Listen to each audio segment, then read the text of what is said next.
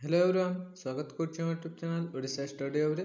तो पिला माने आज आम आलोचना करवा +3 फर्स्ट सेमेस्टर जो तुमनकर पॉलिटिकल साइंस ऑनर्स रही मेजर पेपर एनईपी 2020 सिलेबस अनुसार पिला माने आलोचना करवा। तो देखो first semester political science honours रे दुईटी पेपर रही जोटा कि कोर पेपर 1 बा मेजर पेपर 1 और मेजर पेपर 2। तो आज आम कोर पेपर 1 जोटा रही भारत संविधान परिचय बुझेगा introducing to constitution of India. तो भारत संविधान परिचय जो रही ताको आज आम आलोचना करवा। तो यूनिट 1 रे कौन रही देख पिला माने यूनिट 1 रही संविधान सभा और संविधान। तो आज आम संविधान सभा और संविधान को आलोचना करवा। तो यूनिट 1 रे कौन कौन रही देख प्रथम रही संविधान सभा और संविधान मुखबंध बा प्रस्तावना जोटे प्रिएम्बुल बुझेगा। तो मौलिक अधिकार बेसिक राइट्स बुझेगा। तो नेक्स्ट रही राष्ट्र निर्देशक नीति मौलिक कर्तव्य ये सब रही यूनिट 1 रे। तो बुझेगा। तो देखा आम जो मैंने चैनल को प्रथम थर आछंती चैनल को सब्सक्राइब करदेव बेल आइकन प्रेस करी ऑल नोटिफिकेशन ऑन करदेव जहाँद्वारा परवर्ती वीडियो आपन सर्वप्रथम पाइपर। तो चलते आरंभ करवा। तो देखो पे आलोचना करवा संविधान सभा और संविधान। तो यूनिट 1 रे रही देख संविधान सभा और संविधान the constitute assembly and the constitution. तो देख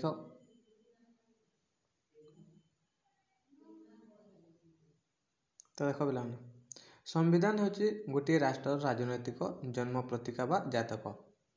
संविधान होची गोटे राष्ट्र राजनैतिक जन्म पत्रिका बा जातक। तो यह होची राष्ट्र मौलिक आईन फंडामेंटल लॉ। तो यह होची राष्ट्र मौलिक आईन फंडामेंटल लॉ जहाँ राष्ट्र आदर्श और लक्ष्य स्थिर करते एक बतीघर सदृश यार सरकार को विधिसंगत क्षमतार आलोक प्रदान करे एवं सही क्षमतार सीमारेखा विषय रे सतर्क सूचना प्रदान करते। तो गोटे स्वाधीन जातिर प्रतीक हिसाब से यह राष्ट्र एकता गौरव और सार्वभौमतार प्रतिफलन करते।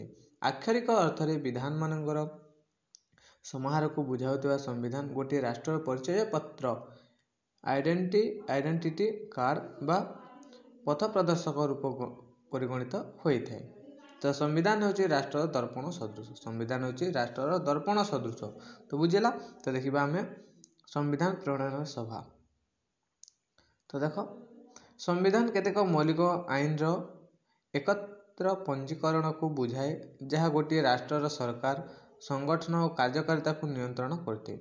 संविधान अनुपस्थित रे व्यक्ति सरकारंकर दयार पात्र हो जाए एवं सरकार एकछत्रवादी हो जाबार यथेष्ट संभावना देखा जाए। तेणु प्रचलित परिप्रेक्षी रे संविधान बिना राष्ट्र परिकल्पना असंभव अटे। तो यही संविधान प्रत्येक राष्ट्र जनसाधारण आशा और आकांक्षा को प्रतिफलित करता है। यही संविधान आलोक मानकर राष्ट्र प्रति अनुगत्य धारा को स्वतः प्रवृत्त करिवार पथ सुगम करता है एवं ये समस्त निर्भर करे संविधान प्रणयन व्यवस्था उपरि। तो बुझेगा। तो देख तो भारतीय माने निजर संविधान निजे प्रणयन करिवार निमित्त सर्वप्रथम थर स्वराज दल माध्यम 7 एप्रिल 1934 मसीह दाबी करथिले ना कौन 7 एप्रिल 1934 मसीह दाबी करथिले स्वराज दल माध्यम बुझला। तो भारतीय जातीय कांग्रेस फैजपुर अधिवेशन रे 28 डिसेम्बर 1936 मसीह प्रस्तावना उपरोक्त दाबी को समर्थन करथिला। तो यह साबालक भोट प्रथा द्वारा निर्वाचित संविधान प्रणयन सभा गठन पर दाबी करथिला बुझेगा। तो मात्र द्वितीय विश्वयुद्ध परिप्रेक्षी रे एवं 1939 मसीहार कांग्रेस मंत्रिमंडल ब्रिटिश सरकार मनमुखी नीतिर विरोध करी इस्तीफा दे देवार जटिल राजनैतिक वातावरण माध्यम सर स्टाफोर्ड क्रिप्स रही अछंती अध्यक्षतार क्रिप्स मिशन ब्रिटिश सरकार द्वारा 1942 मसीह नियुक्ति करा जायतिला। तो यही क्रिप्स मिशन जोटा रही स्टाफोर्ड क्रिप्स मिशन रिपोर्ट ग्रहण बा कार्यकारी करा जाय नथिले यह प्रथम थर पर भारतीय मानकर संविधान प्रणयन दाबी को आनुष्ठानिक ଭାବେ ସ୍ୱୀକୃତି ପ୍ରଦାନ କରିଥିଲା।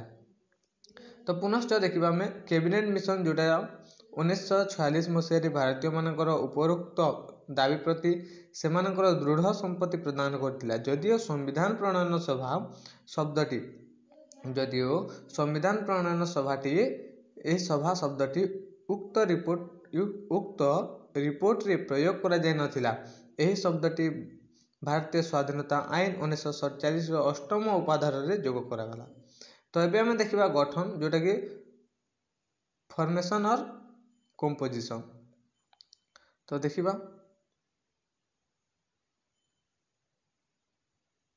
ତ କ୍ୟାବିନେଟ୍ ମିଶନ 1947ର ରିପୋର୍ଟ ଅନୁଯାୟୀ 1946 ମସିହା ନଭେମ୍ବର ମାସରେ ସମ୍ବିଧାନ ପ୍ରଣୟନ ସଭା ଗଠନ କରାଯାଇଥିଲା। ଏହି ସଭାର ଗଠନ ପାଇଁ ନିମ୍ନଲିଖିତ ପ୍ରସ୍ତାବନା କ୍ୟାବିନେଟ୍ ମିଶନ ଦେଇଥିଲେ।